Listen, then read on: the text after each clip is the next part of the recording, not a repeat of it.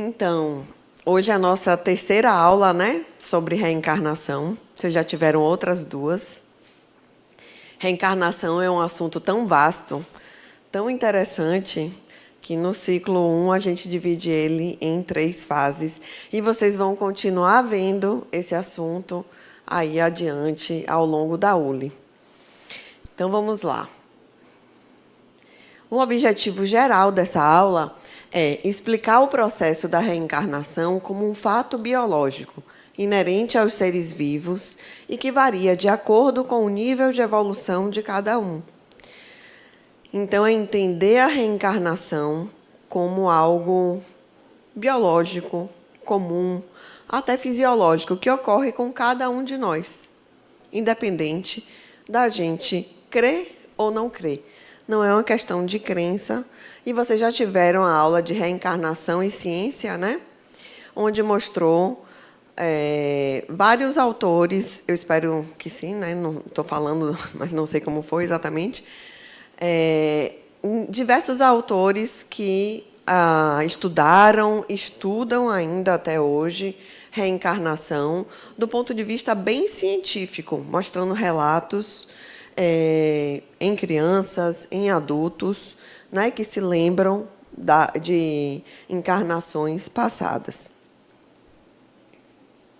E os objetivos específicos é perceber, de forma lógica, como se processa a reencarnação em suas particularidades, e aí a gente vai destrinchar um pouco, e perceber que o processo reencarnatório requer alterações no corpo espiritual, que é o perispírito, compreender o momento de ligação do espírito com o corpo físico e, por fim, entender que a reencarnação é um processo biológico que se dá de forma mecânica.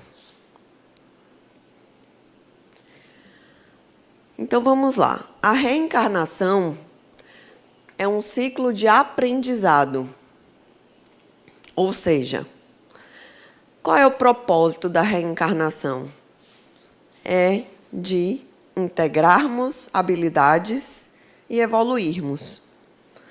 Ou seja, um processo educativo onde o espírito tem uma nova chance, né, de fazer diferente aquilo que ele já fez anteriormente. Então, a gente vai retirando daí aquela coisa punitiva da reencarnação, que a gente encarna para poder pagar o que a gente fez no passado. Não, a gente encarna como uma nova chance de fazer diferente aquilo que a gente já fez.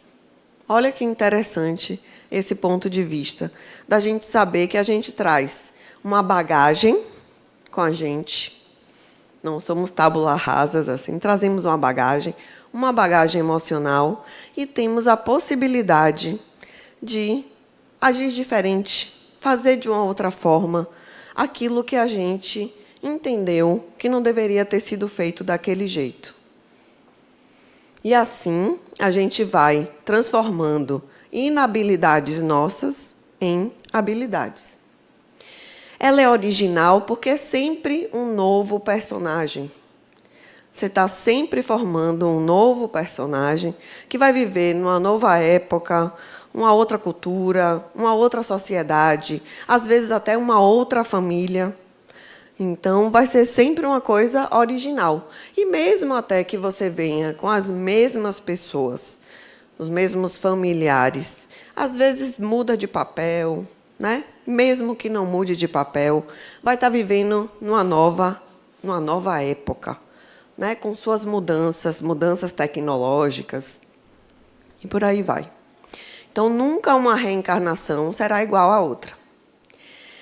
Ela é limitada até quando for necessário o aprendizado na dimensão material. E até quando é necessário esse aprendizado na dimensão material? Não sabemos. Aqui, até onde estamos, a gente sabe que é necessário que a gente renasça, recomece, né? Tenha uma nova encarnação, repita algumas experiências, até que, de fato, a gente integre a habilidade. Né? Para a gente integrar a habilidade, para a gente adquirir uma excelência, assim como diria Aristóteles, a gente tem que repetir. A excelência é uma repetição, né? Não é algo que surge magicamente, não. E esse slide eu trouxe... Não tem marcador aqui, não, né? Tem? Não, né? Eu sempre faço essa pergunta. Bom, aqui à esquerda, em cima, amarelinho, seria o princípio espiritual. Então, esse slide é para a gente conversar como se dá o processo de reencarnação ao longo dos milênios. Então, a gente começa lá atrás, como um princípio espiritual, né? E esse princípio espiritual vai utilizar, que é essa coisinha côncava assim, um perispírito rudimentar, né, para se ligar à matéria. E à medida que ele vai adquirindo habilidade, ele vai sendo capaz de forjar uma matéria cada vez mais complexa, que atenda ao seu psiquismo, que atenda à sua evolução. Então, é assim... Olha... Eu apertei, não foi? Pronto. Daí, aqui, princípio espiritual, passando para o reino vegetal, depois o reino animal, né? Até que, em algum momento aqui no reino animal, a gente começa a desenvolver alguma consciência de si, né? E aí, a partir daí, a gente passa para o reino hominal. E nesse reino nominal a gente já é espírito com um perispírito e um corpo físico. E a gente segue vivendo outras experiências, reencarnando, e ao longo da nossa evolução, a gente já evoluiu bastante, né? Desde o ser mais primitivo no reino hominal até agora, nós transhumanos, a gente já evoluiu bastante, uma complexidade crescente, tá? E essa complexidade crescente vem dessa integração de habilidades que vai para o espírito. E esse espírito, portanto, precisa de um corpo físico que atenda à sua complexidade. Trouxe essas duas frases, a primeira de Allan Kardec, onde ele fala: a união do corpo físico ao perispírito começa na concepção, mas só se completa na ocasião do nascimento. E aí, mais para frente, a gente vai falar um pouco sobre essa ligação tênue que existe entre o espírito e o corpinho lá do feto, né, que vai, ao longo da gestação, fortalecendo essa ligação até chegar à hora do nascimento. E essa outra frase, que é de Zalmino Zimmermann, que é o autor desse livro, Perispírito, que é um outro livro bem interessante para ler, onde ele fala: cada espírito é único, com sua história própria, a atrair recursos e possibilidades que condizem com sua necessidade evolutiva. Deixa eu ver se eu consigo ler ali. Não.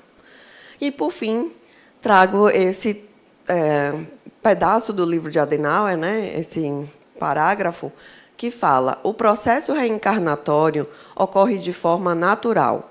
Leis automáticas atuam no processo de forma a possibilitar a reencarnação, sem necessariamente a atuação de qualquer agente externo. O organismo humano está preparado para, ocorrendo a fecundação, receber um espírito reencarnante. Ele, por si só, através do seu perispírito, será o agente das mudanças físicas necessárias ao seu progresso durante o processo de divisão celular. Esse ponto é importante porque esse ponto fala de como a reencarnação, né, interfere, esse processo de reencarnação interfere biologicamente na formação do corpo físico que está ali, né, se formando o fetinho. As fases da reencarnação. Essa é uma divisão didática feita por André Luiz no livro Missionários da Luz.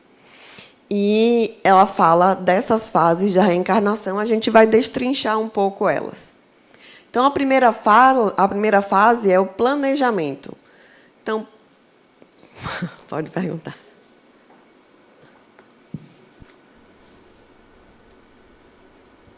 Boa noite. No slide anterior, quando fala na concepção, na parte celular ali, durante o processo de divisão celular, poderia explicar melhor isso, professor? Posso, mas você aguarda um pouquinho os próximos slides. Assim, mais para frente, a gente vai falar com uma coisa chamada MOB. MOB. Eu te conheço, né? MOB, que é o Modelo Organizador Biológico. Você já ouviu falar sobre isso? MOB. Aí a gente vai falar um pouquinho sobre ele e vai falar como é essa interferência, tá? Então, eu peço para você aguardar só um pouquinho. Então, planejamento. Planejamento é interessante, né? Quando a gente quer alcançar um objetivo, é importante que a gente se planeje. Porque toda vez que a gente se planeja, a gente consegue se organizar melhor para o que vai acontecer. Então, eu coloquei uma menina ali sentadinha, planejando uma viagem com um mapa mundi do lado, porque quando a gente vai fazer uma viagem que a gente quer, que a gente tem interesse, a gente quer conhecer determinadas coisas naquele lugar, é interessante, né, que a gente se planeje, porque a gente já sabe o que é que a gente vai fazer, o que é que a gente vai buscar, o que é que a gente vai procurar. Então, para tudo na vida, é importante que a gente busque esse planejamento. Tem a parte do contato fluídico com os pais, que a gente vai falar também. Quando é que esse contato fluídico começa? Né? Ele só acontece na hora ali da fecundação ou ele já pode acontecer antes? A gente vai falar um pouquinho sobre isso. A ligação do espírito à matéria. Quando é que isso ocorre? Né? Em que fase? E a fase de desenvolvimento fetal, que é importante também, e, por fim, a fase de adaptação à vida materna, que é uma fase pós-nascimento. Veja que ainda ali na fase pós-nascimento, a gente ainda está falando da reencarnação, desse processamento da reencarnação.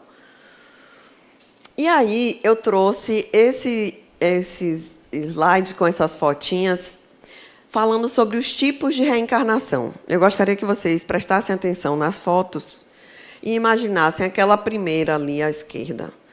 Um rapaz caindo, né? Sem os paraquedas. Que tipo de reencarnação seria essa? Compulsória.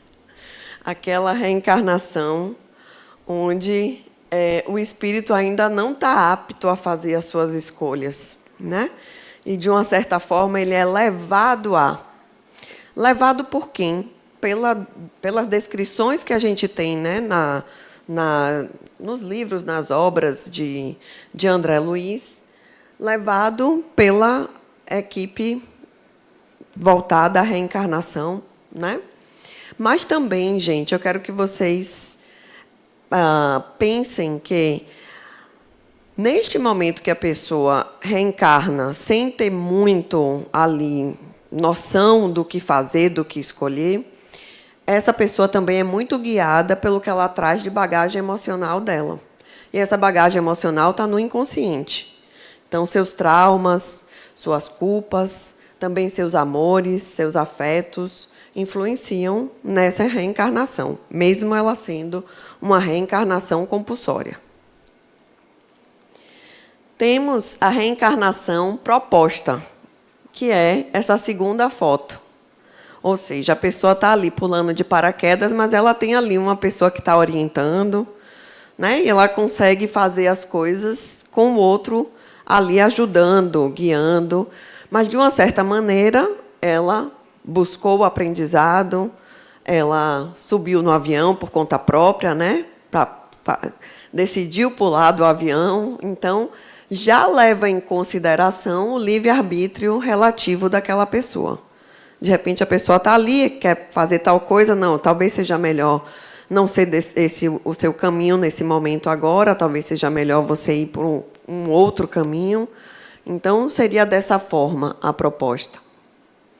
E, por fim, a gente tem a livre, que é esta última, onde o espírito já atingiu um nível de consciência. Consciência de quê? De si, né? De autoconhecimento, autopercepção, autodescobrimento, né? Onde, portanto, ele já tem também uma responsabilidade maior sobre si, uma autorresponsabilidade, uma autodeterminação, um entendimento que o faz capaz de permitir, né, de participar ativamente desse seu processo de reencarnação.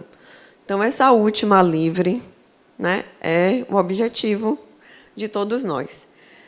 Imagino que, entendo que a maior parte de nós está nas duas primeiras. Nós, quando eu falo assim, nós, humanidade, né? Compulsória e proposta. E aí, falando sobre o planejamento da reencarnação, o objetivo de planejar a reencarnação é de proporcionar a cada espírito os meios necessários ao seu adiantamento emocional, intelectual e moral. Isso também está escrito por Adenauer Novaes, acredito que no livro de vocês, eu acho, no livro do ciclo 1. Então, quem realiza o planejamento? De acordo com o que a gente falou anteriormente sobre os tipos de reencarnação, quem é que realiza esse planejamento? A equipe espiritual, o próprio espírito. É isso aí, vai depender. Então, pode ser o próprio espírito, quando ele está em condições morais e intelectuais. Isso é uma resposta do Livro dos Espíritos, a resposta à pergunta 258. Ou os espíritos sem condições têm o planejamento delegado.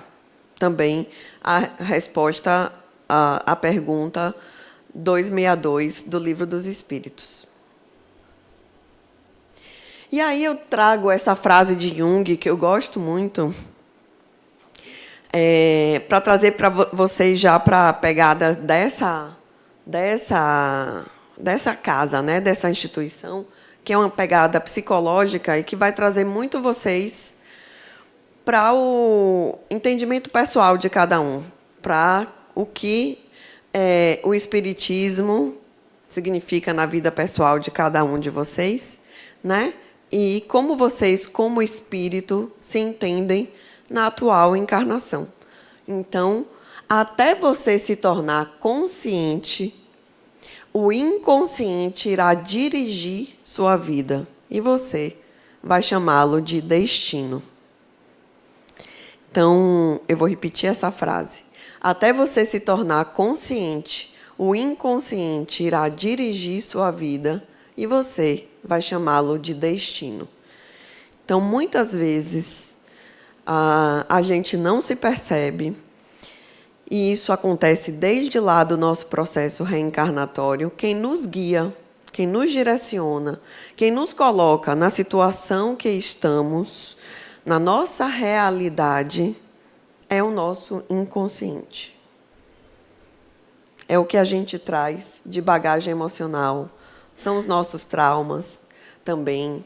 São também os nossos medos, as nossas culpas. Elas nos guiam. E ainda sobre planejamento da reencarnação, quando a pessoa vai lá e participa desse processo, ou mesmo a equipe espiritual está ali junto nesse processo, existe o projeto biológico, e o projeto biológico leva em conta qual é o corpo físico, né, que melhor vai favorecer aquela pessoa na sua encarnação. Levando em conta caracteres externos, quando isso é importante, e também caracteres internos, que são os órgãos, né? Vão vir com alguma doença ou não?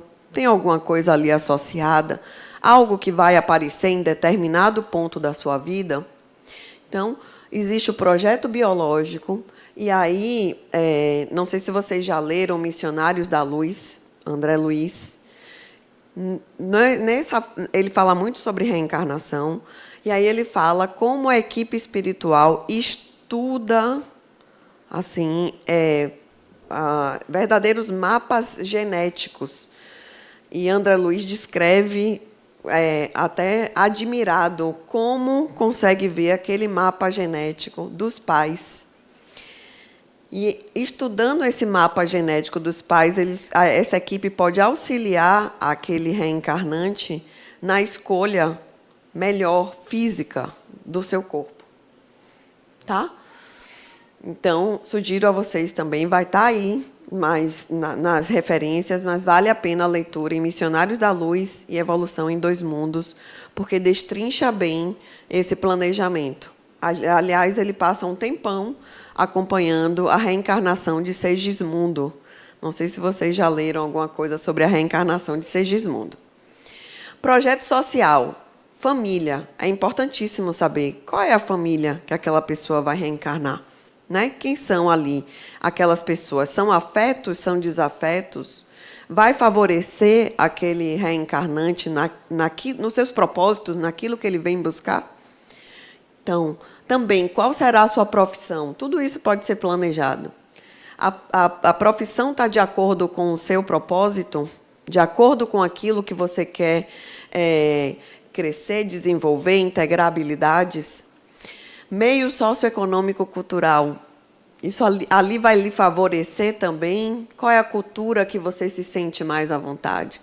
Prováveis cônjuges e filhos. Né? Então, o planejamento envolve muita coisa. Planejamento espiritual.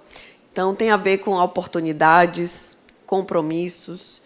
Então, planejamento espiritual fala também a favor. Você vem aqui também desenvolver um projeto junto com outras pessoas. Pode ser um projeto profissional, pode ser um projeto espiritual como esse.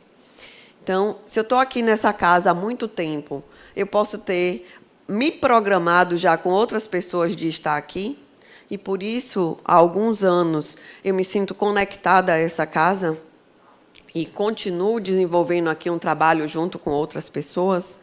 Então, tudo isso está relacionado ao planejamento. Outra coisa é o gênero das provas. A gente pode escolher também qual o gênero das provas. Mas a gente não sabe exatamente, detalhadamente, tudo o que vai passar. Assim como você vai planejar uma viagem e você se programa, tal dia eu vou fazer tal coisa, tal dia eu vou fazer tal coisa, vou fazer um passeio de barco num determinado dia. Naquele dia que você programou fazer um passeio de barco, pode estar caindo um temporal, chuva. Não vai rolar o passeio de barco naquele dia. Ventos fortes. Então, muda assim. Então, você não sabe exatamente o que vai acontecer, nem quando vai acontecer. Então, se escolhe o gênero das provas, não necessariamente tudo detalhadinho. Tem pergunta? Deixa eu até pedir desculpa, porque eu acho que minha pergunta foge um pouquinho. Na verdade, são duas perguntas.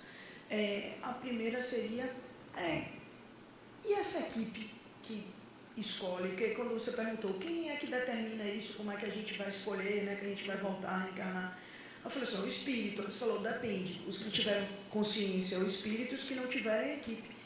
E aí, essa equipe, como chegar a fazer parte? Tipo assim, quem faz parte dessa equipe? Como assim?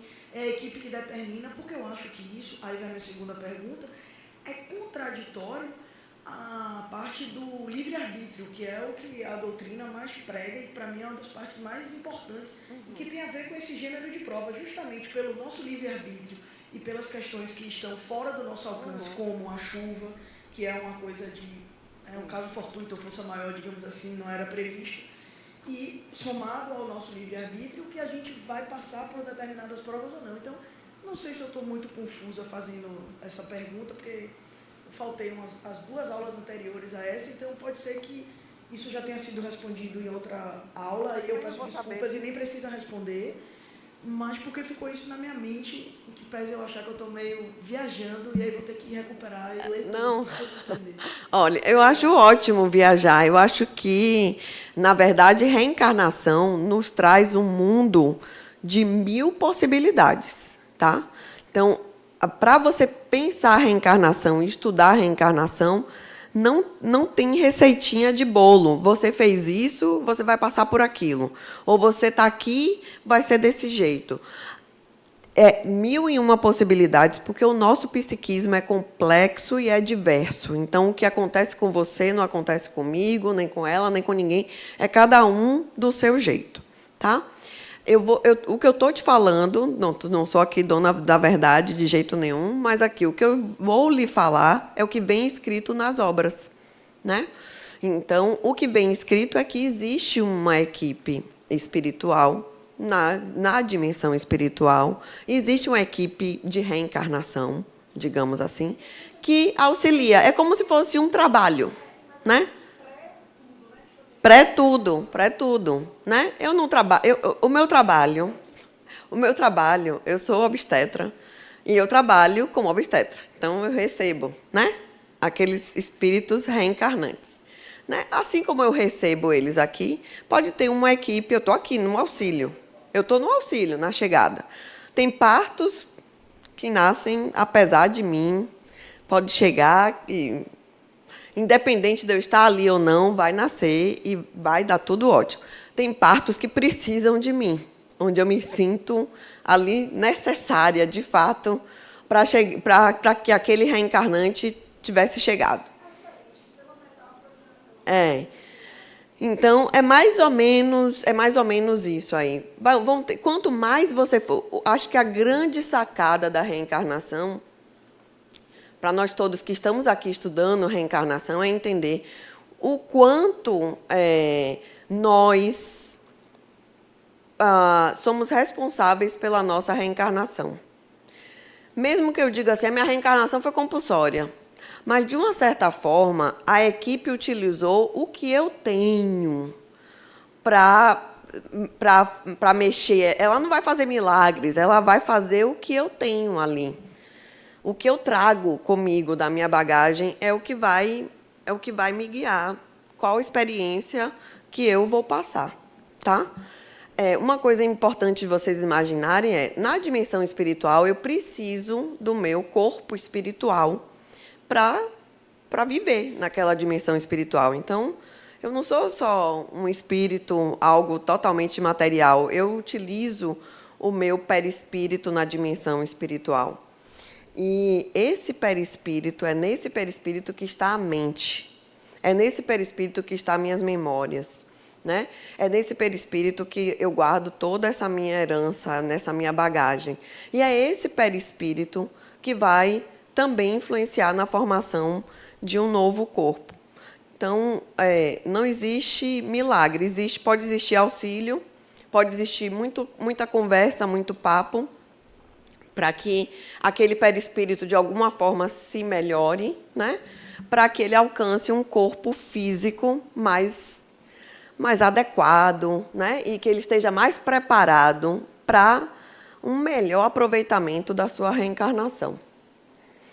Mas é um mundo de possibilidades. E aí, eu ainda falo um pouquinho aqui, que eu nem quero me delongar nisso, nas tendências e predisposições que cada um de nós traz. Então, nós trazemos nessa nossa bagagem nossas tendências nossas predisposições a passar por determinadas situações, e todas elas juntos com nossas habilidades e inabilidades formam o nosso campo pessoal, que é como se fosse um halo, né? Um halo pessoal, e é isso que vai forjando a nossa realidade. E pode forjar desde a reencarnação, passando também pelo momento do parto em si.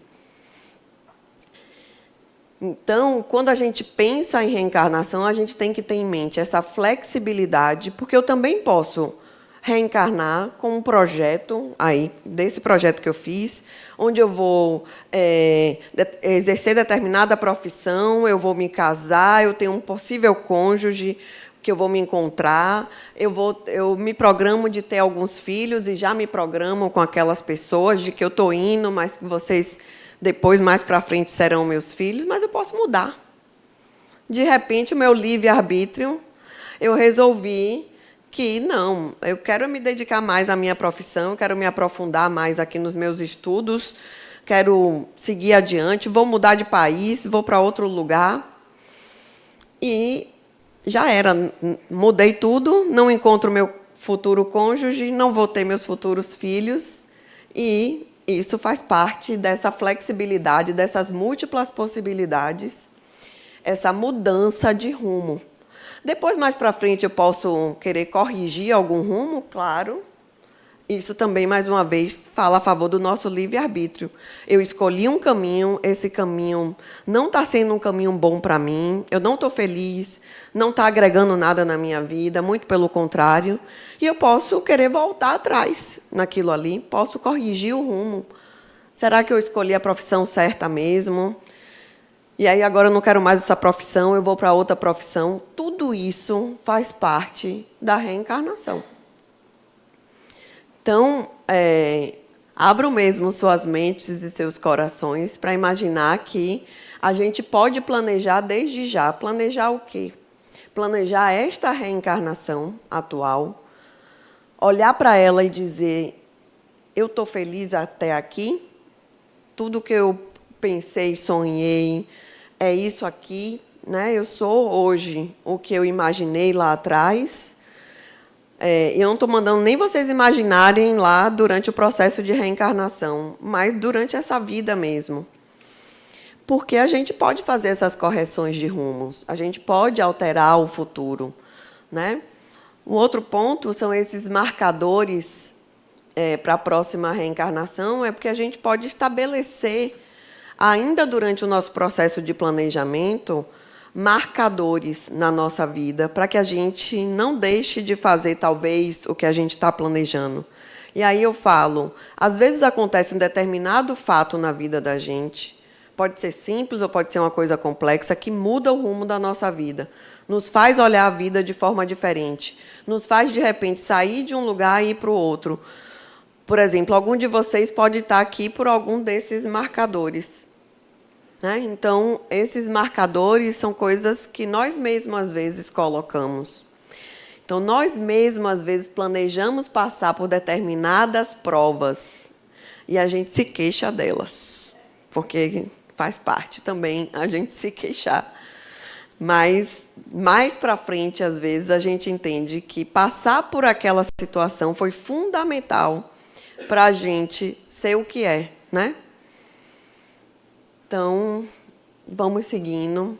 Contato fluídico com os pais.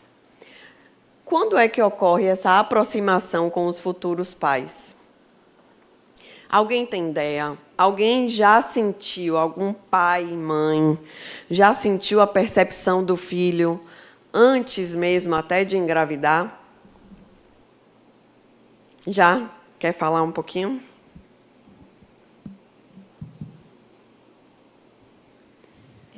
Meu nome é Cecília, eu sou enfermeira e antes mesmo de eu me casar, uma técnica de enfermagem estava vendendo umas coisas assim de roupinhas e aí eu comprei um par de meias para o São João, que seria para uma criança de 6 anos, né? E eu falei assim, eu vou comprar aqui minha filha, eu vou ter uma menina, vai ser uma menina e ela vai usar essas meias. É muito impressionante porque quando eu fiquei gestante, eu dei 2 nomes, mas eu tinha a certeza que ia ser uma menina e eu dei o nome de minha avó. É isso aí. Então, às vezes, o contato vem com essa certeza que a gente não sabe muito bem ao certo de onde vem, mas são esses pequenos marcadores. Às vezes, você vê uma meia lhe remeteu a eu vou ter uma filha. Então, isso, de uma certa forma, não deixa de ser um marcador, sabe? Eu vou ter uma filha. E tem contatos, às vezes, que são no sonho. Tem mulheres que sonham antes de engravidar com aquela criança. Às vezes não é ela, é o marido, é uma avó, um avô. Já começa a perceber a presença daquele reencarnante. Então, ou seja, se eu me programei com os meus filhos, eu vou, e mais para frente vocês vão, eles não ficam lá paradinhos esperando, né, gente? Eles estão tocando a vida deles lá na dimensão espiritual, aprendendo ou fazendo o que tem que fazer. Quando vai se aproximando o momento da reencarnação, é comum que aquele reencarnante se aproxime dos pais, se aproxime durante o sono. Isso está bem descrito com Segismundo, né? Ele se aproximava dos pais durante o sono. Só que Segismundo era um desafeto do seu pai, né? Do pai. ou ele tinha matado o pai na reencarnação anterior. E eles já tinham se perdoado e já tinham se programado para que ele viesse como filho. Mas aquele pai reencarnado tinha sonhos horrorosos, ou seja, entrava em contato com núcleos inconscientes dele, da vida passada. Então, ele tinha sonhos. Quando ele via Segismundo, no sono, né? Quando ele encontrava com Segismundo, vinha aquelas lembranças todas e ele acordava atordoado. O que é que acontecia com aquele pai? Ele, devido a esse medo, pavor que ele tinha, ele alterava a cromatina do espermatozoide. Era como se ele matasse os espermatozoides dele na bolsa escrotal. E aí ele não engravidava a esposa porque os espermatozoides dele morriam do medo, do pavor que ele tinha. Então, a equipe espiritual fez todo um trabalho com esses pais de reaproximação, de entendimento, para que ele aceitasse mais uma vez, não alterasse mais os seus espermatozoides e a esposa pudesse engravidar de Segismundo. Pode falar.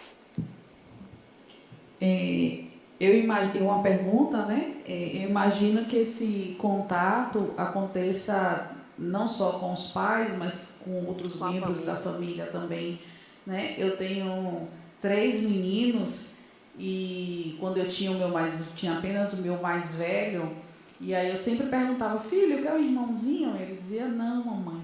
Quer um irmãozinho? Não, mamãe. E aí quando eu imaginei, né, que estava grávida e ainda ia fazer o beta, HCG, no dia do beta eu disse: filho, você quer irmãozinho? Eu quero, mamãe. Então, eu já fui fazer o beta avisada. E aí, como eu fiz o beta muito precoce, teve um intervalo entre o beta e a ultrassom, né? Um intervalo mais prolongado.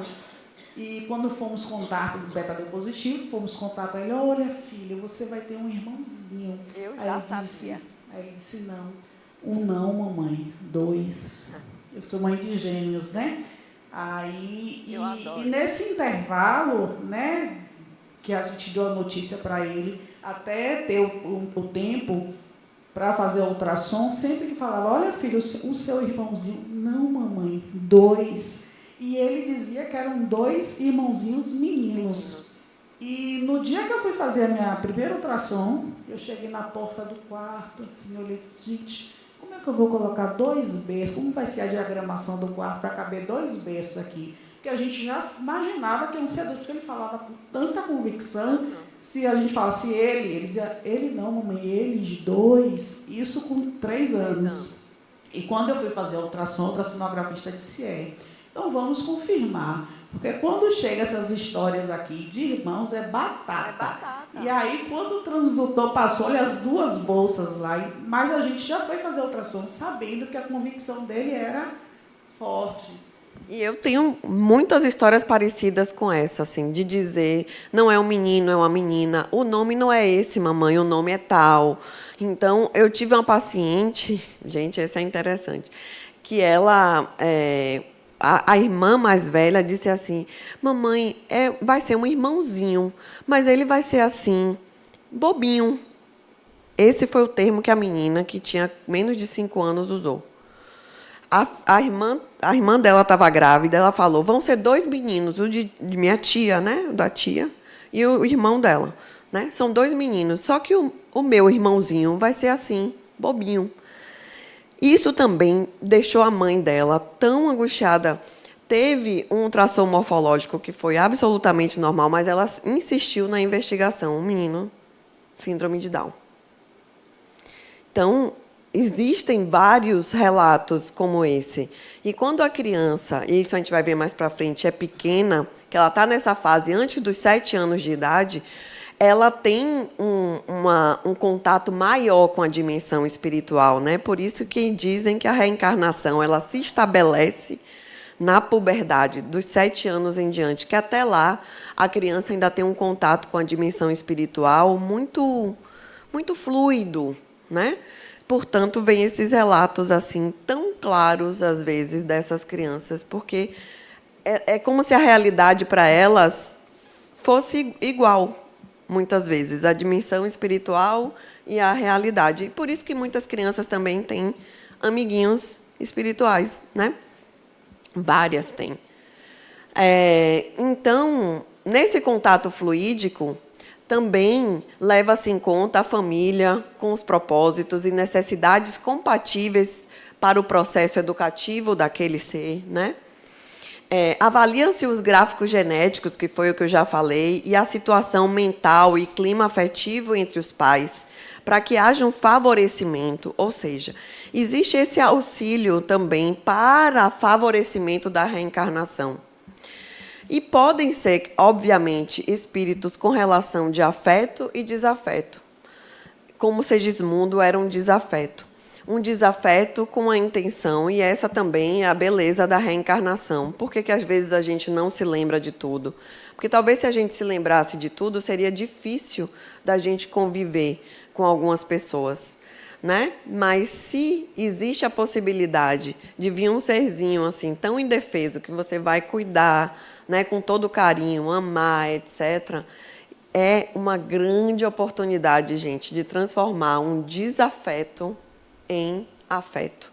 É claro que não é tão romântico assim, não é tão simples assim. Existem famílias que continuam desafetos, né, à medida que a vida vai evoluindo, continuam, volta tudo e ali continua a briga. Mas existe, sim, a possibilidade de se tornar um desafeto em um grande afeto. Então, essa também é uma das partes mais belas da reencarnação. E aí, falar um pouco, eu vou chegar, finalmente eu estou chegando mais perto da sua pergunta aí, dessa interação reencarnante-mãe. Então, existe uma ligação ali afetiva, e mesmo que não seja uma ligação afetiva, lembrem-se que a gente está conectado aos nossos desafetos também por ligação emocional, né? Vibracional. Se eu não gosto de determinada pessoa, se aquela pessoa fez alguma coisa muito ruim, que eu tenho raiva, etc., eu, de uma certa forma, continuo conectada ali com aquela pessoa. Então, é esse vínculo que pode fazer com que aquela pessoa venha na minha família. Olá, boa noite. Boa. Em casos de adoção, Sim. a família adotiva, no caso, ela seria um plano B, no processo de reencarnação daquele espírito, ela vem com um plano B ou muitas vezes... Porque, assim, existem vários casos, né? Existem. Então, podem ocorrer situações também de ser um espírito que também está precisando de ajuda, a família também... Enfim, é todo muito complexo. Ele vem como um plano B ou algo diferente? Eu não posso afirmar que é um plano B. Até pode ser um plano B. Mas, às vezes, é um plano mesmo. Aquela pessoa não está conseguindo engravidar. Ou aquela pessoa está num projeto de vida onde aquele reencarnante precisa vir, mas, de uma certa forma, é feito de um jeito que ele vai chegar para aquela família, que é a família afetiva. Então, pode não ser nenhum plano B. Né? Se a gente pensar numa união homoafetiva, que dali não pode vir um filho, né? Ou a pessoa também não tem condição de pagar para que, né, seja feita uma barriga de aluguel, às vezes em outro país, é uma história longa e de muitos gastos. Né? E aí eles entram numa fila, ou elas entram numa fila de adoção ali para aquele processo. É aquela forma de vir. Então, existe... eu também, como médica, posso dizer que gestar e parir é uma coisa. Ser mãe e ser pai são coisas bem diferentes. Tanto que uma pessoa ela pode gestar, parir e doar para outra pessoa, né? Ou deixar aquela pessoa ali numa maternidade e ir embora, né?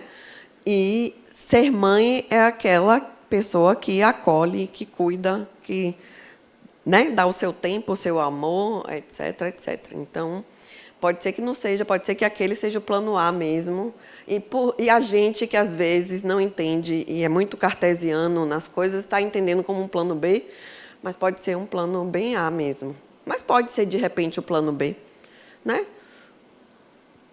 Então, existe essa ligação afetiva, desejo de engravidar. Então, quando a pessoa está ali e ela já está desejando engravidar, ela já está ali com aquele ser perto dela, né? Interagindo perispírito a perispírito. Existe o preparo durante o sono, essa interação das duas psicosferas. E essa interação energética, através do chakra genésico, né? O fluido vital do óvulo ele vai se fixando com a energia do reencarnante. O óvulo, envolvido e magnetizado pelas vibrações do reencarnante, vai buscar o espermatozoide cujos genes vibram na mesma energia. E ele é atraído. Isso, em medicina, a gente chama de quimiotaxia. A gente sabe que existe esse termo mesmo, quimiotaxia. O óvulo está lá e ele é como se ele escolhesse o espermatozoide certo. Pode vir algum que bata e não penetre a cabeça, porque precisa penetrar a cabeça na zona pelúcida, né, para deixar lá. Então, às vezes, tem um que não vai, bate e repele. E tem aquele espermatozoide que vai lá e consegue penetrar. Então, essa quimiotaxia, né, que a gente descreve em medicina, é guiada por quê? Porque tem coisas na medicina que a gente não explica. A gente chega até um determinado ponto a gente não mais chega a uma explicação. O outro ponto importante é ligação do espírito à matéria. Então, existe todo um automatismo biológico, que é a fecundação, tá? E existe a nidação, que é quando o beta-HCG se torna positivo. Quando é que o espírito se conecta ao óvulo, né? Ao óvulo fecundado, que eu quero dizer? É ali no momento da fecundação ou seria neste momento onde, de fato, a pessoa está grávida? Eu falo isso porque a gente sabe que mais ou menos 50% dos óvulos fecundados, eles são eliminados. Eles não conseguem prender no útero, né?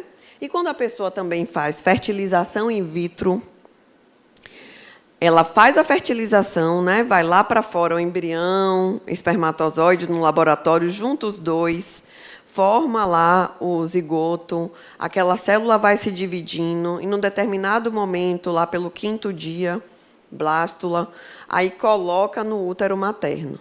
Daí a gente espera uns 5 a 7 dias ainda para dosar um beta-HCG naquela mulher. Porque a gente não sabe se, mesmo nas melhores condições, sendo colocado no útero, nas melhores condições uterinas também, se aquilo ali virou uma gravidez mesmo. Então, possivelmente, o espírito se conecta mais neste momento da concepção, ou seja, da nidação do óvulo fecundado na parede uterina. Tá? E eu trago essa frase que está numa folha espírita, que fala: se observar bem, o útero é uma sala de materialização. É aí, nessa câmara escura, que se dá a transdução da matéria invisível, que é o perispírito, para a matéria tangível, biológica, que é o corpo físico. Então, para favorecer também essa ligação do espírito à matéria, isso também está descrito nas obras de André Luiz, tá? Por Chico Xavier, existe essa redução perispiritual, que é uma miniaturização do perispírito. É importante, então, esses passes magnéticos, eles vão favorecendo, né, que esse corpo vá reduzindo, mas se o reencarnante ajudar, mentalizando sua forma infantil, né, sua forma de feto, também favorece a esse processo. O perispírito também é matéria, só que essas matérias, essas moléculas, elas estão bem afastadas uma da outra, né, porque é uma matéria mais tênue. Então, esse processo faz com que essas moléculas elas vão se aproximando uma da outra, diminuindo os espaços intermoleculares, né, até poder se conectar ao corpo físico de um feto. E isso é a característica da plasticidade do perispírito. Essas alterações também, existem outras alterações do perispírito, né? As alterações do perispírito, elas são necessárias para a natureza do seu aprendizado, para a adequação ao corpo material, que é mais denso, adequação para a alimentação, gênero e atração da gravidade também. E, por isso, surge o duplo etérico. Quando vocês forem estudar mais perispírito lá adiante, você vai ver que o duplo etérico é aquela parte do perispírito que se liga molécula a molécula ao corpo físico. E o duplo etérico é aquele que morre quando aquele corpo físico também morre. Então, o duplo etérico ele só existe na dimensão material. E quando a pessoa reencarna, ela perde a sua parte mais astral do perispírito, que é a parte mais conectada à dimensão espiritual. Por isso que há uma descrição no Livro dos Espíritos dessa perturbação na hora de reencarnar, né, que é semelhante à da morte. Só que no livro, Allan Kardec descreve como se fosse pior do que a morte. A perturbação do nascimento, porque é como se, ao nascer, né, ao reencarnar na dimensão, ao chegar na dimensão material, a gente ficasse prisioneiro desse corpo físico. Prisioneiro no sentido de que o corpo físico nos dá determinadas limitações. E quando a gente morre, a gente, digamos assim, se libertaria dessas limitações do corpo físico, a gente carrega conosco a nossa memória, a gente está apto a ter acesso a ela, e quando a gente reencarna, não é que a gente perca as nossas memórias, elas estão conosco, guardadas no inconsciente, mas a gente tem dificuldades, né, de ter acesso a ela, porque é formado um novo córtex. E esse novo córtex é novo, ele não tem acesso às memórias antigas, e isso nos dificulta de acessar as nossas memórias de vida passada. E temos esse cordão de prata, que vocês já devem ter ouvido falar, que é o que prende o espírito, o que mais conecta o espírito, né, ao corpo físico. Ele está na base da nuca, né? E esse cordão de prata é o que vem descrito também nas obras, é o que diferencia quando a gente dorme e vai até a dimensão espiritual, o que nos diferencia dos desencarnados. Então, os encarnados chegam na dimensão espiritual com esse cordão fluídico, que é o cordão de prata. E aí chegamos no MOB, né? Então, o MOB é esse modelo organizador biológico, né, que está presente no perispírito. Pergunta? Diga. Boa noite. Boa. Silvia, né? Ô, Silvia, não ficou muito claro para mim, naquela parte ligação espírito-matéria, o momento em que pode ser considerado uma nova vida. E eu pergunto isso porque existe questões civis, aborto, tudo isso, que a gente fica questionando onde é realmente uma nova vida. Seria em que momento em que, na visão espírita, se diz assim, é uma nova vida? Segundo Allan Kardec, é na concepção. Então, depende do que você entende também como concepção. Se você entender que a concepção, a pessoa está grávida a partir do momento da anidação, porque é na anidação, quando o zigoto se prende ali no útero, que começa a produzir o beta-HCG. E ali, com acesso ao beta-HCG, eu vou dizer para aquela mulher, ela está grávida. Tá? Na fecundação, aí eu vou lembrar um pouco as aulas de biologia. Tá? O espermatozoide se encontra com o óvulo na trompa. E aí, portanto, ocorre a fecundação. Durante ali 5, 7 dias, aquele óvulo fecundado vai sofrendo divisões celulares, as primeiras divisões celulares, e vai migrando na trompa, até chegar na cavidade uterina. Na cavidade uterina, ele nida. Uma parte desses zigotos, né, desse óvulo fecundado, que a gente chama de blástula, mórula, blástula, ela se perde, ela não consegue se prender no útero. É uma gravidez? Não é. Não dá beta-HCG positivo e muitas vezes pode passar como um atraso menstrual ou não até. E a pessoa nem se percebe que ali teve uma fecundação frustra, que não gerou uma gravidez. E a gente tem o momento que se nida, gruda ali no útero, e aí começa a se formar ali a placenta, que vai invadindo a parede uterina, e essa placenta, que a gente chama de troflobasto, que vai produzir o beta-HCG. Tá? Então, a gente diz que a pessoa está grávida a partir do momento da nidação. Ali a pessoa está grávida. Então, do meu ponto de vista, é desse ponto de vista aí. A pessoa está grávida a partir dali. Aí você vai me perguntar também, e os embriões congelados? O que é que vocês acham? Tem espírito conectado ali? É uma forma... É uma discussão bioética também, sabe? Se tem ali ou não vida naquele embrião. Aí eu vou parafrasear Djalma Argolo, gente, que ele diz assim, só se for espírito picolé, que gosta de ficar congeladinho. Entenda que, se algum espírito ali se conectou, mesmo que seja automaticamente, ele entendendo que aquele embrião está ali congelado, por que ele ficaria ali conectado anos e anos? E muitos desses embriões, eles são desprezados, né?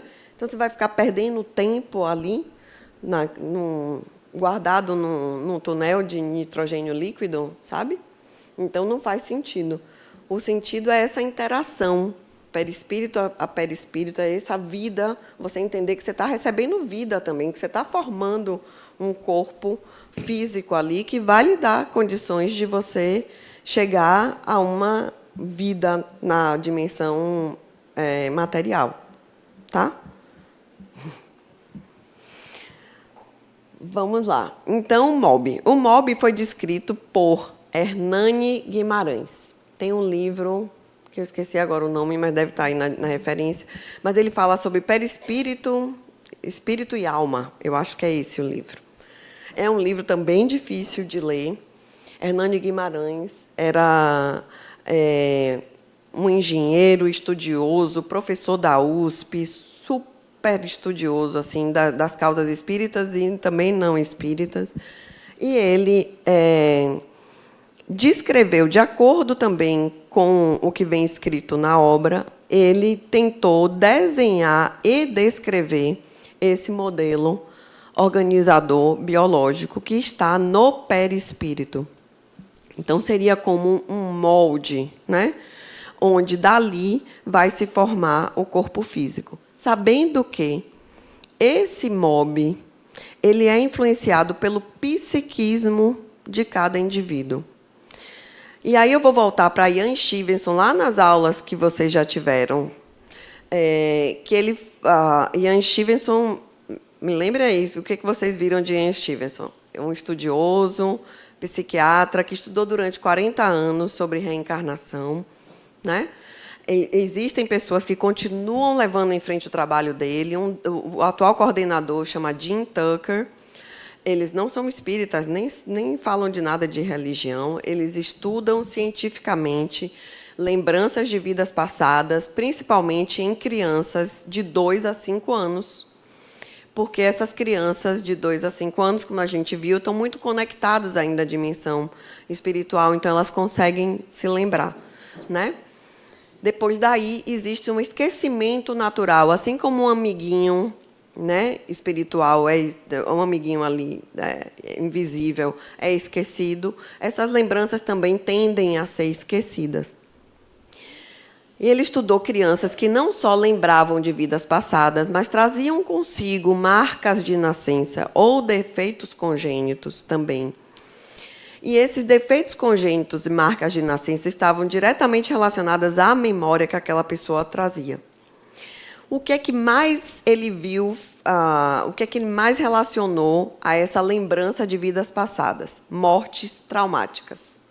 Então, pessoas que morriam de mortes traumáticas, ou seja, o trauma, fazia não só com que a pessoa fizesse imprints nesse MOB, que viam como marcas de nascença, como elas se lembravam do que havia ocorrido para que elas tivessem aquela marca.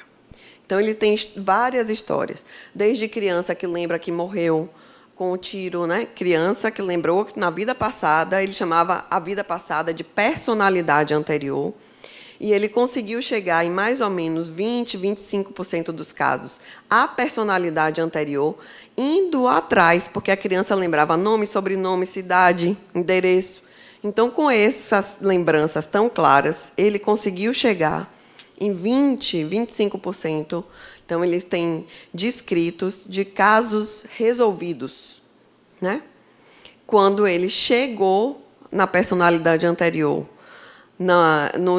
Aí ele ia atrás de relatórios médicos ou até relatórios policiais que traziam qual era a causa da morte. Então, teve uma criança que se lembrava que ele e o irmão eram assaltantes, eram jovens, mas eram ladrões.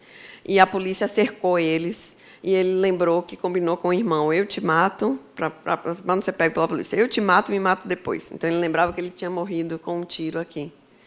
Então, ele tinha uma marca de nascença embaixo do queixo. E aí, Ian Stevenson foi procurar a marca de saída, encontrou no couro cabeludo. Então, esse livro, que é Onde a Reencarnação Intercepta a Biologia, esse livro só tem em inglês. Esse livro tem fotos, várias fotos dos casos, e tem descrito aqueles que ele conseguiu chegar à personalidade anterior. Tá? É muito interessante, eu acho que vale a pena ler. Ele, como todo cientista, chegou a várias conclusões muito interessantes, e ele colocou que os casos mais importantes que ele havia estudado, né, aqueles que chamavam mais atenção, a melhor explicação seria, de fato, a reencarnação. Mas como é que prova cientificamente a reencarnação? Fica difícil, né? Assim, a não ser que a pessoa tenha esse entendimento de que nós temos um componente espiritual, né? E de que nós temos algo que seria o perispírito. Ele chamou o perispírito de psicosfera, é assim em inglês, psicosfera. E essa psicosfera traz marcas psíquicas capazes de influenciar na formação do novo corpo físico. Eu estou falando o que foi dito por Ian Stevenson. Nem foi exatamente Hernani Guimarães, nem André Luiz. Ian Stevenson coloca dessa forma. Temos algo que é capaz de influenciar na formação desse corpo físico. Então, se trazemos traumas, e lembre-se que muitas vezes a gente entende se eu fiz um mal a você, eu vou vir com alguma coisa em mim para poder pagar. Eu atirei em você, no coração, eu vou vir com problema cardíaco. Não necessariamente. Depende da culpa ou do trauma que cada um carregue. Ele descreve uma menina que lembra que, na vida passada, era um caixeiro viajante, que foi assaltado e foi esquartejado. Essa menina veio com os anéis de constricção próximos às articulações, de braços e pernas. E que, portanto, eram aquelas marcas do esquartejamento, né? Só que não foi ela que fez o esquartejamento, ela foi a esquartejada, mostrando que o trauma foi tão importante que imprimiu no novo corpo físico algumas alterações. Então, daí a gente buscar responsabilidade para nós mesmos, né? Eu carrego esses traumas, culpas, capazes de alterar o meu corpo físico. Então, essa é uma reflexão que eu quero que vocês façam. Entendendo que esse MOB reflete a nossa realidade psíquica, né? Influencia, portanto, na divisão celular. E pode influenciar desde a base, desde os genes, do DNA, né? Trazendo, portanto, algumas alterações cromossômicas. Essas alterações cromossômicas elas podem ser não só modificadas pelo espírito, como também podem, de repente, a depender da consciência do espírito, suprimir algum gene familiar que ele sabe que não é interessante para ele. e uma doença familiar não ser herdada por aquela pessoa. Só para não perder o fio da meada, que é o seguinte, então, isso não invalida você falar assim, ó, só porque a moça foi esquartejada lá, não é que ela veio com esse mesmo defeito, né, entre aspas. Isso não invalida aquela parte de que se você atirou noutra pessoa, depois você veio com marcas do tiro.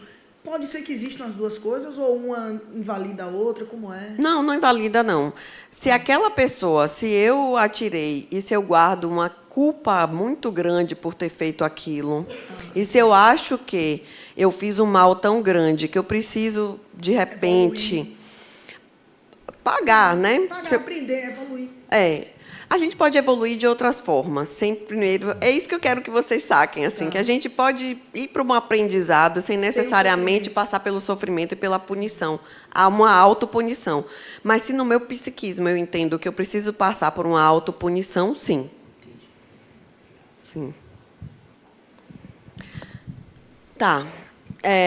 O duplo etérico ou o corpo etérico, que se liga molécula a molécula, eu já falei. Cada célula também tem sua individualidade, núcleo, o DNA e os genes, e essas são as pontes, tá, gente? Então, a formação da nossa herança genética ali, aqueles genes, aqueles... Porque outra coisa importante vocês lembram lá atrás do que é um cross-match, assim, que é quando junta ali aquela molécula helicoidal do DNA, e ali existem pequenas permutações do gene do lado paterno com o lado materno. Aí eu posso vir com, naquele gene, um pedacinho do pai e maior parte da mãe. O contrário também.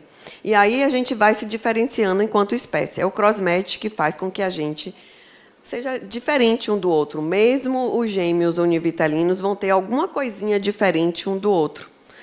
Então, esse cross-match é mexido por quem? Porque, na medicina, a gente fala são alterações genéticas aleatórias. Mas o que eu quero deixar para vocês será que são tão aleatórias assim? Ou existe ali a interferência do ser espiritual, do nosso componente espiritual, nessa formação dessa cadeia helicoidal aí desse DNA. E é essa que é a ponte entre a dimensão espiritual e a dimensão física na formação desse corpo físico. É lindo o processamento da reencarnação. Bom, desenvolvimento fetal. Já falei desde o início que essa ligação fluídica, né, entre mãe e feto, ela vai se fortalecendo ao longo da gestação, né? Então, ela é muito tênue no início, por isso que é mais fácil de acontecer abortos espontâneos no início da gestação do que perdas fetais, né, tardias, né? Mas no final da gestação, no último trimestre, essa ligação fluídica ela já está mais forte. Mas pode ocorrer, às vezes, até desistência daquele ser em reencarnar? Pode. Quer falar, né?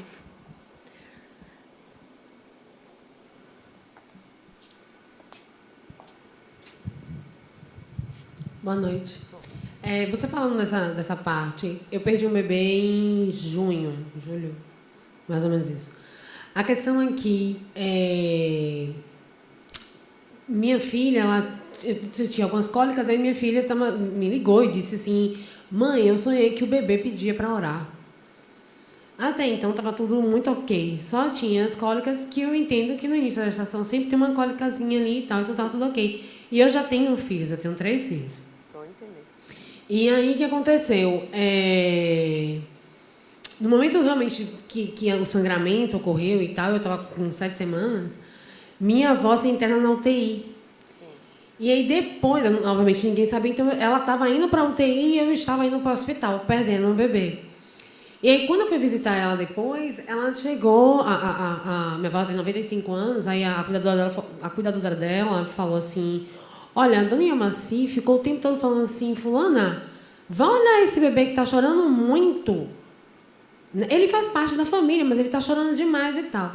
E aí foi uma coisa que eu questionei muito meu marido. Eu falei assim, nossa, eu sonhei com uma criança, sonhei com tanta coisa, como se realmente viesse e desistiu. É como se fosse assim, desistiu. Né? Não, não foi. Então, aí a gente tem que imaginar assim. Não estou dizendo que é exatamente. São múltiplas as possibilidades. Tinha alguma coisa que não estava ok no seu organismo e que, de repente, não favoreceu, né? E que, apesar de você querer e do bebê querer, não foi tão fácil seguir aquela gravidez, né? E, às vezes, a gente precisa passar por alguns tratamentos, algumas coisas, e que vale a pena você tomar uns passes, tratar também da parte desse chakra genésico, né? Para que também ajude, porque muitas coisas, para não dizer todas, as doenças que passamos, muitas vezes elas já estão ali naquele corpo físico, e elas no corpo espiritual, e elas se expressam no corpo físico. Então, apesar de você querer e dele querer, tinha uma situação física que não favoreceu.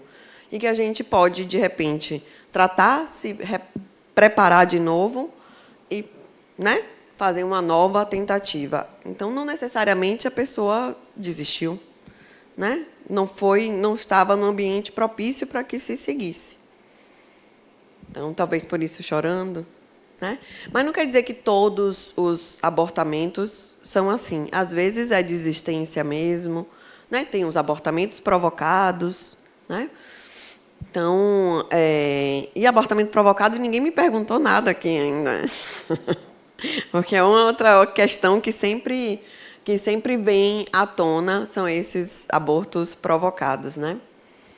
Mas, bem, espero que tenha ajudado um pouco.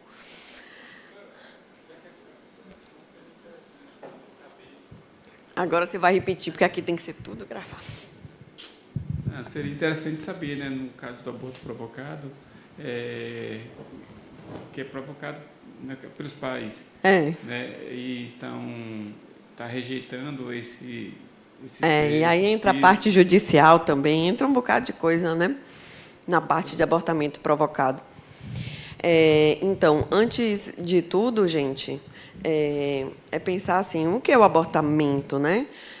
O abortamento é uma situação fácil para a pessoa que decide abortar? Não é, né? Não é. A pessoa que decide não tem condição de levar aquela gravidez, não é assim, eu vou ali na feira comprar banana. Não é. Né? Existe toda uma elaboração, às vezes um sofrimento, né? Um medo, uma culpa, ou muitas coisas associadas, né? Para aquela pessoa evoluir para um abortamento. Daí eu quero que vocês pensem assim, muitas vezes a gente crucifica uma pessoa que abortou, né? Fala que aquele abortado vai virar um obsessor daquela pessoa. Então, tem muita coisa assim, que até quem não é espírita fala, né? Fala aleatoriamente. Quero que vocês pensem qual era a ligação que existia entre aquelas duas pessoas, né? Se era uma ligação de afeto entre aquelas duas pessoas, será que o abortado não é capaz de entender? Eu não digo nem perdoar, entender, perdoar, ou entender que aquele realmente talvez não fosse o melhor momento e seguir a vida, né? E voltar num outro momento mais propício até. Se imagine você lá na dimensão espiritual reencarnar na sua própria mãe, ou em alguém que você ame muito agora. E aquela pessoa tem 17 anos, está desesperada, porque não era aquele o momento, né? Apesar dela imaginar que ela não saber, mas havia um planejamento ali, mas conscientemente ela não se lembrar, e ela decidir que vai abortar. Você vai ficar com raiva ou você vai procurar entender aquela pessoa? Você pode até se chatear, como a gente se chateia com algumas pessoas da nossa família, né? Mas o entendimento pode vir também. E a amorosidade pode continuar, né? Então, imaginar que é sempre assim, ó. E se for um desafeto? Já era um desafeto, vai continuar um desafeto?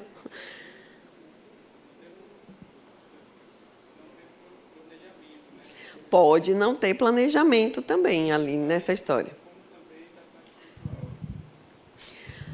pode não ter um planejamento, né? Pode ser que aquela pessoa estava ali mais próxima, porque existia alguma ligação entre elas e houve uma fecundação e aquele espírito ali foi atraído para aquele automatismo ali da fecundação. Exatamente.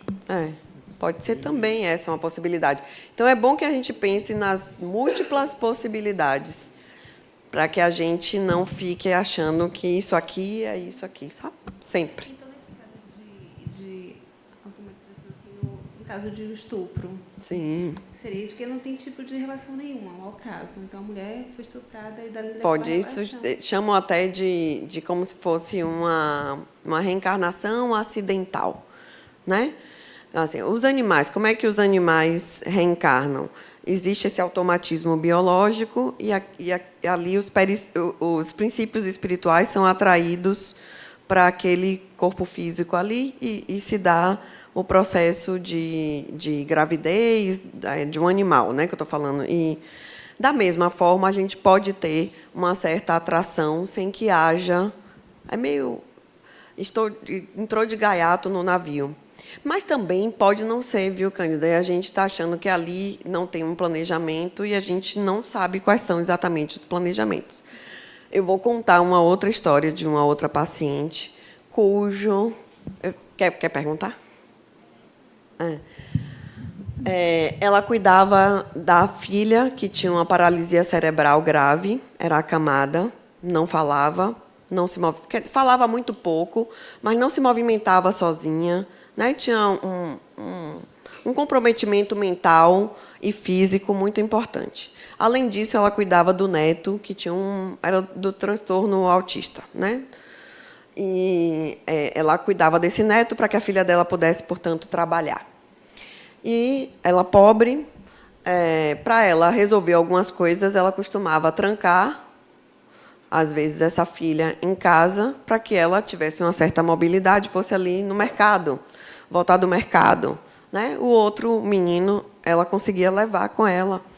Então, um belo dia, descobre-se que esta menina, que era acamada e que ficava em casa e que só saía com essa avó, estava grávida. O que é isso? Estupro de vulnerável, né? E é estupro de vulnerável, pela lei, o que é que a gente faz? Indica abortamento. Então, eu fui lá e falei para ela, olha, senhora, a gente pode, né, ir atrás do abortamento, providenciar o abortamento. Ela falou, doutora, eu há muito tempo peço a Deus uma ajuda. Foi essa a resposta que ela me deu, gente, acredite. Eu há muito tempo peço a Deus uma ajuda, porque eu estou ficando velha para cuidar deles dois. Quem sabe esse ser que vem aí não é a ajuda que eu estou pedindo a Deus? Eu não vou abortar.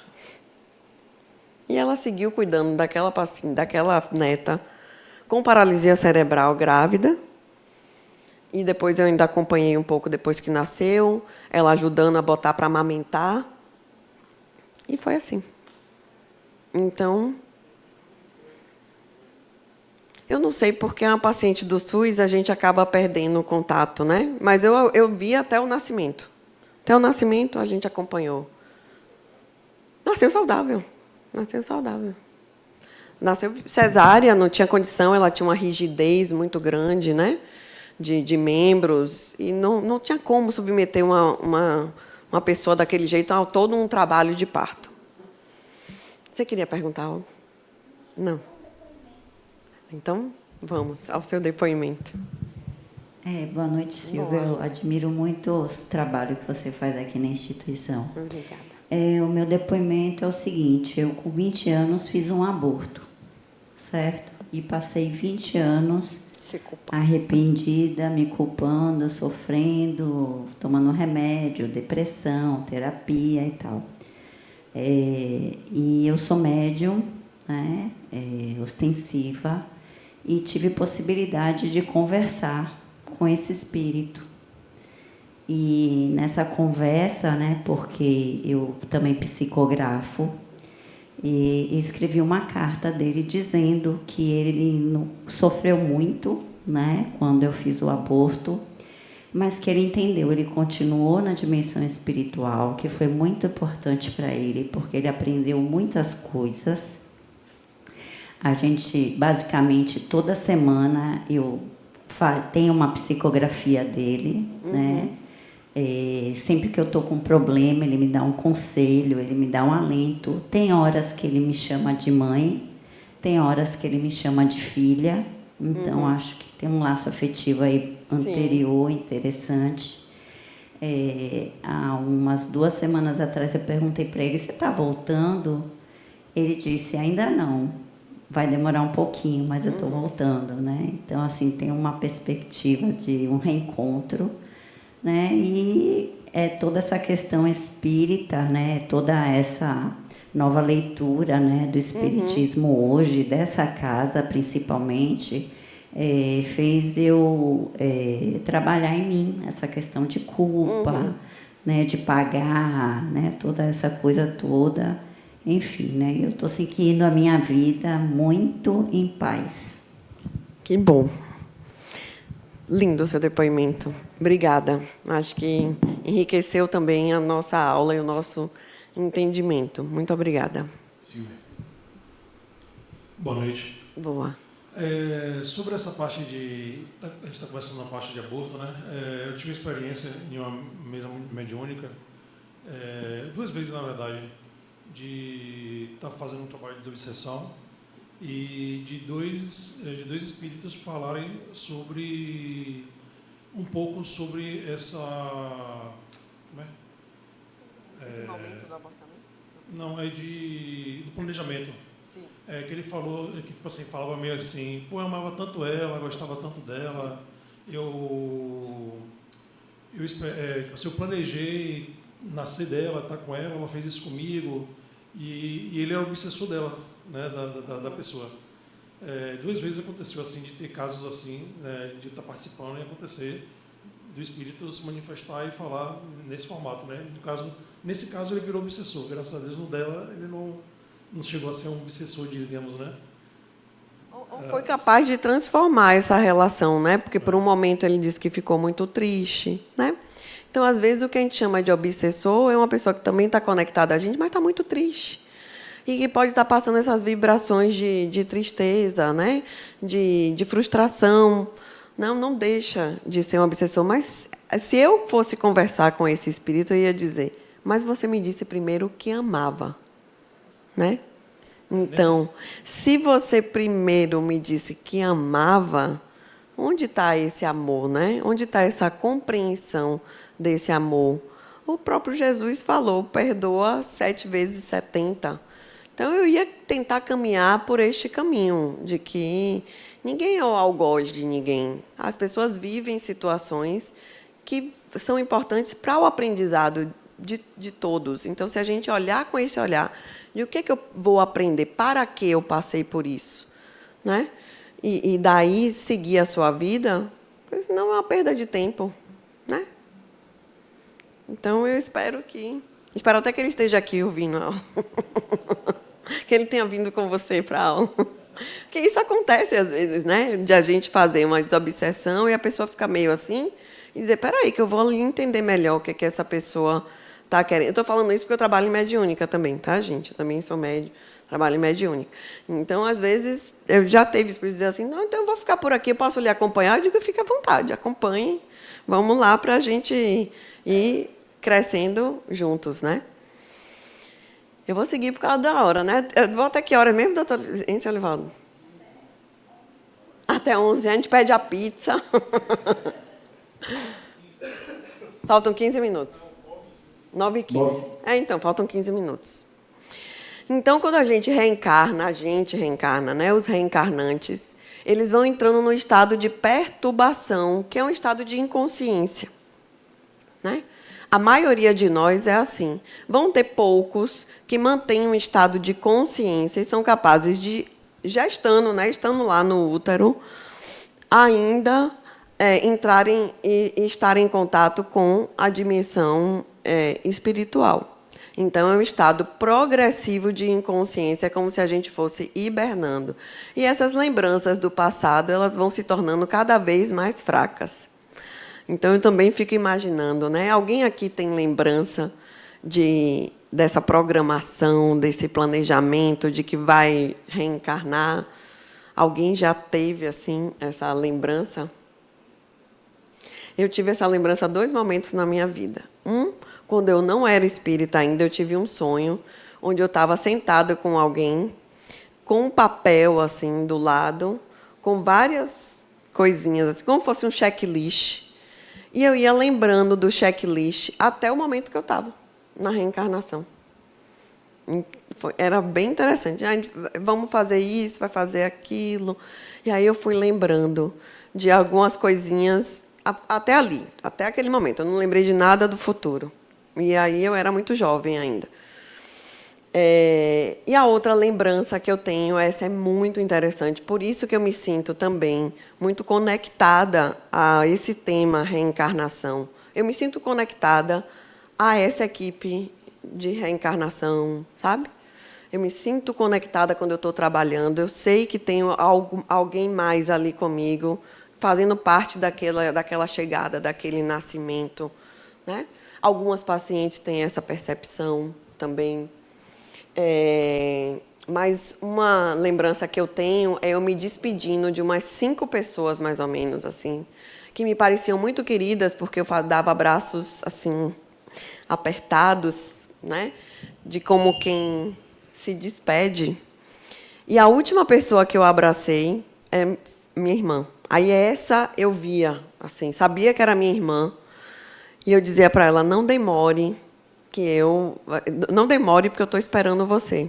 E eu entrava num lugar, parecendo um tubo, assim. Essa é a minha lembrança.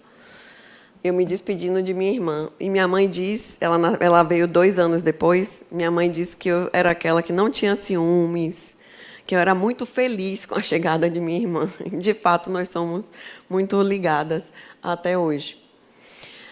Então, gente, essa interação entre os perispíritos materno e reencarnante, ela é muito forte. E quem é mãe aqui pode dizer o quanto percebe a presença. Outro dia, essa semana, uma paciente falou, doutora, é como se eu não caminhasse mais sozinha. Ela está grávida, né? É como se eu não caminhasse mais sozinha. Eu me sinto sempre acompanhada enquanto grávida, né? Eu estou ali sempre sentindo que tem alguém. Mas, de fato, a gente muda, às vezes, alguns gostos, né? Passa a gostar de coisa que não gosta. Às vezes, muda até um pouco a personalidade, né? Tem paciente que, de repente, às vezes, se enfeita mais. Não gostava de uma comida, passa a gostar de uma comida. Isso já é interferência desse perispírito com o perispírito materno. E, por fim, a adaptação à vida, né? Aí a vida extrauterina. Então, a reencarnação, ela se completa na puberdade. E existe aquela teoria dos setênios, né? Que é de 7 em 7 anos, a gente tem uma mudança importante, um salto, uma mudança, né? Então, até os 7 anos, a criança ela é muito lúdica, ela é muito ligada a pai e mãe, né? Ela vive muito o ambiente familiar. Daí a importância do ambiente familiar ser um ambiente familiar sadio, estimulador, amoroso, né? E, a partir daí, ele começa a ter uma certa independência sobre o corpo, a entender que aquele corpo é dele, não é o corpo de papai, não é o corpo de mamãe, não é a princesa do papai, princesa da mamãe, né? Então, é aquela... Eu sou eu, então, o que é que eu gosto, o que é que eu não gosto de fazer? Então, já começa aquelas mudanças. E há quem perceba as mudanças aos 7 anos, há quem perceba as mudanças só aos 14, né, anos. Mas, nessa fase aí, entre esse setênio de 7 a 14, ou de 7, 12, 10, a depender de cada um, claro, é aí, nessa fase, na puberdade, que o espírito chega, de fato, ali naquela reencarnação, que ele se apropria, e, por isso, às vezes, ele muda alguns comportamentos, né? Ele mostra mais o que quer, o que gosta, o que não gosta. Então, é o começo dessa fixação do senso de responsabilidade. E é um processo de aprendizagem muito voltado ao corpo físico. Então, a criança nessa fase ela está muito voltada a aprendizados físicos, de coordenação motora e tudo mais, né? É a fase também que já está ali lidando muito mais com coleguinhas, amiguinhos, grupos, né, sociais, seja no condomínio, na escola, na família, onde for. E aí é nesse período que também ocorre esse distanciamento dos pensamentos vinculados ao passado. Passado, que eu estou querendo falar aí, vidas passadas mesmo. Por isso que também Ian Stevenson descreve que, nessa fase, dos 7 anos em diante, as crianças esquecem que elas falavam. E, às vezes, se você vai entrevistar, ele às vezes ia entrevistar a pessoa, já estava adolescente ou até adulto, a pessoa falava que se lembrava do que o pai, a mãe ou outro familiar contava para ela, mas que, de fato, ela já não conseguia mais se lembrar. E se a gente olhar para a nossa vida mesmo, quais são as memórias que a gente tem assim abaixo de 5 anos? Não são muitas. Mas o mais importante, gente, é que essas memórias que ficam, se vocês repararem bem, são memórias afetivas. Daí a importância da gente viver a vida assim, sentindo a vida, sentindo o que a gente faz. Porque, ao final, o que a gente carrega é aquilo que a gente sentiu, que trouxe algum sentimento, alguma emoção importante na nossa vida. E, por fim, eu trago essas frases: reencarnar é renascer, recomeçar, reiniciar, oportunidade de reiniciar, de um novo ponto de partida. E, por fim, a beleza de ser um eterno aprendiz, como diria Gonzaguinha. Então, obrigado, gente, pela oportunidade de estar aqui conversando com vocês.